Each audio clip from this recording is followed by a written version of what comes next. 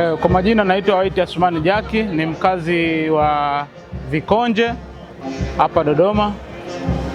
Nilianza mchakato huu wa hati juzi Jumamosi.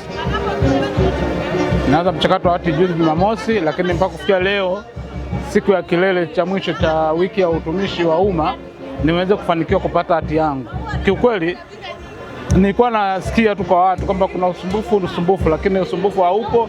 Nimefika nikamaliza, kwa sababu nilikuwa na haraka, nikaondoka, nikawa nasubiri message ya kuambiwa nije nichukue hati. Hatimaye leo nimepata message na nimekuja hapa, nimepata hati yangu vizuri kabisa bila usumbufu wowote. Kwa kweli naishukuru serikali, inafanya kazi kubwa sana ya kuwahudumia watu kwenye masuala ya ardhi. Nilitegemea nitakuja hapa nitakutana usumbufu, nikutana na foleni ya watu kubwa, lakini ndani ya dakika 5 foleni yote ilikuwa imeshaisha na watu wamepungua, watu wanaendelea kuja na watu wanahudumiwa kwa uhakika kabisa.